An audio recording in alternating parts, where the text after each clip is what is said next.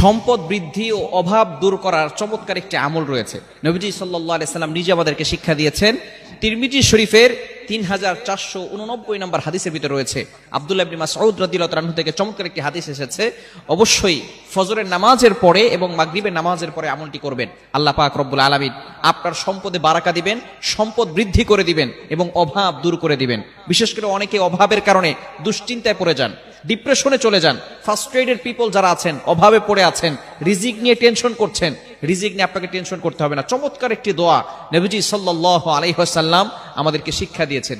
বিশেষ করে আমরা যদি এই দোয়াটি আল্লাহ তাআলার কাছে করতে পারি, এই আমলটি যদি আমরা নিয়মিত করতে পারি, আল্লাহ পাক রব্বুল আলামিন আমাদের সম্পদের ভিতরে বারাকা দিবেন, সম্পদ লাভ হবে এবং অভাব ঘর থেকে দূর হয়ে যাবে। নবীজি সাল্লাল্লাহু আলাইহি ওয়াসাল্লাম জানিয়ে দিয়েছেন, আব্দুল্লাহ ইবনে মাসউদ রাদিয়াল্লাহু তাআলা আনহু থেকে বর্ণিত, এই দোয়াটি যে ব্যক্তি ফজরের নামাজের পরে পড়বে 7 বার আর মাগরিবের নামাজের পরে 7 বার পড়বে, আল্লাহ পাক রব্বুল আলামিন তাকে সম্পদের ব্যবস্থা করে দিবেন। দোয়াটি হচ্ছে, আল্লাহুম্মা ইন্নী আসআলুকাল হুদা ওয়াত তুকা ওয়াল আফাফা ওয়াল গিনা, আল্লাহুম্মা ইন্নী আসআলুকাল হুদা ওয়াত তুকা ওয়াল আফাফা ওয়াল গিনা। চমৎকার একটি দোয়া। যে ব্যক্তি এই দোয়াটি পড়বে সকাল সন্ধ্যা ফজরের নামাজের পরে 7 বার, মাগরিবের নামাজের পরে 7 বার, আল্লাহ পাক রব্বুল আলামিন তাকে সম্পদ বৃদ্ধি করে দিবেন এবং অভাব তার ঘর থেকে দূর করে দিবেন। আল্লাহুম্মা ইন্নী আসআলুকাল হুদা ওয়াত তুকা ওয়াল আফাফা ওয়াল গিনা। আপনি আল্লাহ পাক রব্বুল আলামিনের কাছে হেদায়েতের দোয়া করছেন। আল্লাহুম্মা ইন্নী আসআলুকাল হুদা, আয় আল্লাহ আমাকে হেদায়েতের পথে রাখেন। আমরা যখন নামাজে দাঁড়াই তখন হেদায়েতের জন্য দোয়া করি। সূরা ফাতিহা পুরোটাই কিন্তু হচ্ছে দোয়া। আমরা যখন নামাজে দাঁড়াই তখন আমরা দোয়া করি, ইয়াকা না'বুদু ওয়া ইয়াকা নাস্তাঈন ইহদিনাস সিরাতাল মুস্তাকিম। ও Allah, show us the right path, show us the correct path. আয় আল্লাহ আমাকে সঠিক পথ দেখান, আয় আল্লাহ আমাকে সঠিক রাস্তা দেখান।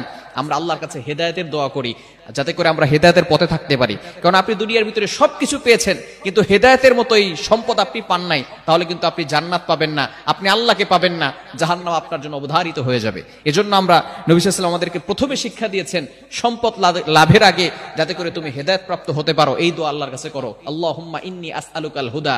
এরপর আপনি বলছেন ওয়াত্তুকা, আয় আল্লাহ আল্লাহকে ভয় করা, তোমাকে ভয় করার মতো শক্তি আমাকে দান করো, যাতে করে সব সময় আল্লাহর ভয় আমরা গুনাহকে ছাড়তে পারি। যখনই আপনার অন্তর ভিতরে আল্লাহর ভয় যখন আপনার অন্তরের ভিতরে ঢুকবে, তখন আপনি গুনাহের কাছ থেকে বাঁচতে পারবেন, হারাম কাজ থেকে বাঁচতে পারবেন, জেনা, ব্যভিচার, বিভিন্ন ধরনের সুদ, ঘুষ এবং জঘন্যতম গুনাহ থেকে আপনি বাঁচতে পারবেন। কারণ আপনার মনে মনে থাকবে, আপনি যত ধরনের গুনাহই করেন না কেন, আপনাকে আল্লাহ তাআলা দেখতেছেন, আমাকে আল্লাহ তাআলা দেখছেন।